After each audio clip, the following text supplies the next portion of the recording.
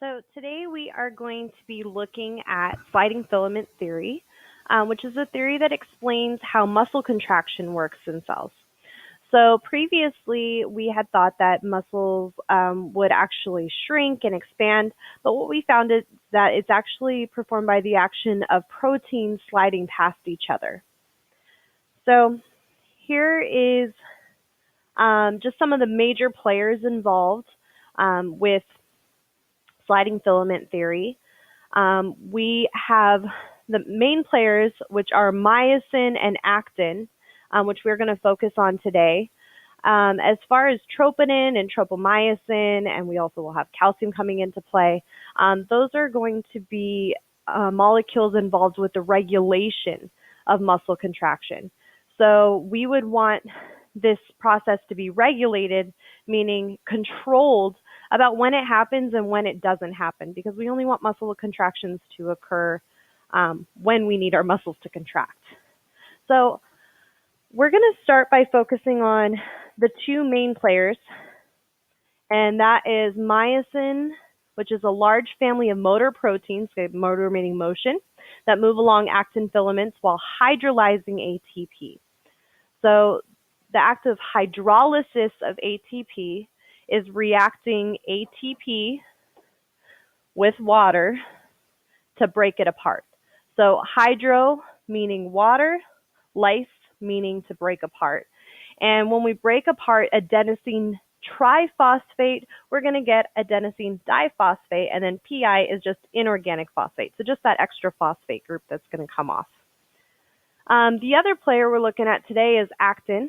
And this is a protein found in all eukaryotic cells, so eukaryotic meaning plant and animal cells.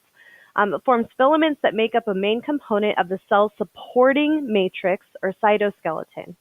So skeleton, a cytoskeleton in a cell has the same kind of function as a skeleton in a human body. It's giving it its structure. So you can see here I already have circled. We have several myosin heads that are going to be involved that are acting on multiple actin molecules. So before I show you my animation, I'm going to show you a little bit better one. I'm a little bit limited in what kind of animations I can show on my PowerPoint, and then we'll look in detail at what exactly is happening. Myofilaments are composed of strings of the proteins actin and myosin. An actin filament has two strands of actin molecules wrapped together. A myosin filament has many myosin proteins packed together, and each myosin protein has a globular head region that protrudes from the filament. Myofilaments can contract or shorten due to interactions between the myosin heads and the actin filaments. Contraction begins with the head of myosin molecules bound to actin on the actin filament. While still bound to actin, the myosin head flexes, pulling the actin filament along with it. This causes the actin filament to slide by the myosin filament. Then the myosin head releases from the actin and unflexes, a change that is powered by ATP.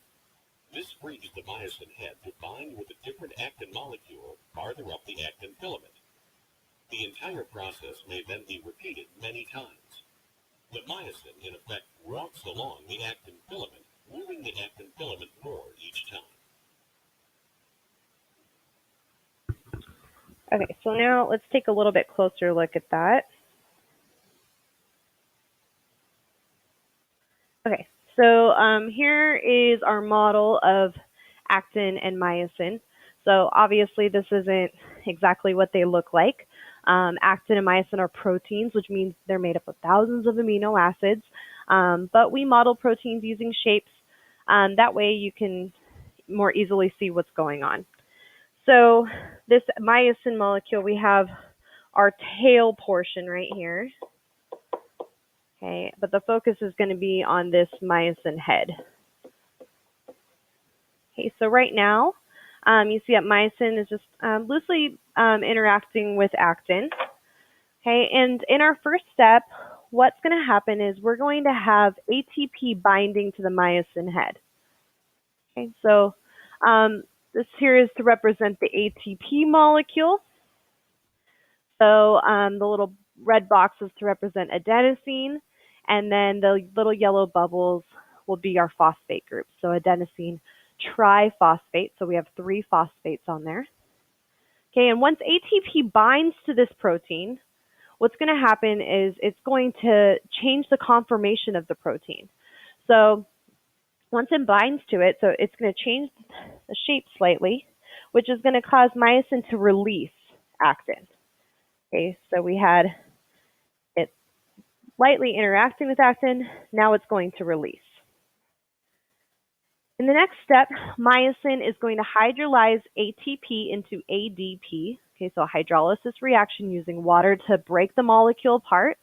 So now you will see that we have ADP, adenosine diphosphate, and we have this phosphate that is separate now. Okay, and previously we looked at this reaction of ATP and looked at how ATP actually provides energy into our cells, and that phosphate bond is what is going to release energy. So when we break that bond, energy is released. Okay. This release of energy is going to cause the myosin to be cocked into a high energy conformation. Okay, so in the video they did a much better job of showing how this gets kind of cocked back into a different position. You see it's interacting with a different part of the actin molecule now. Okay, so back up, right? So we have myosin interacting with actin. ATP binds to it, causes it to release. Okay, ATP is hydrolyzed into ADP. Okay, this is going to cause a release of energy, which is going to cock the myosin molecule into a different position. Okay, so now it's interacting with a different part of actin. And then that phosphate gets released from myosin. Okay, so in the previous step, we still had the phosphate on the myosin head. Okay, now it has been released.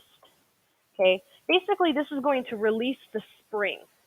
Okay, so we had it in that high energy conformation, and when the phosphate group comes off, it's going to cause myosin to push on actin and slide past it. Okay. A minute here. So just if you just look at how myosin is interacting with actin, okay, release, okay, it interacts with a different part of it, it's going to push off, and you see that actin is going to slide past it. Okay,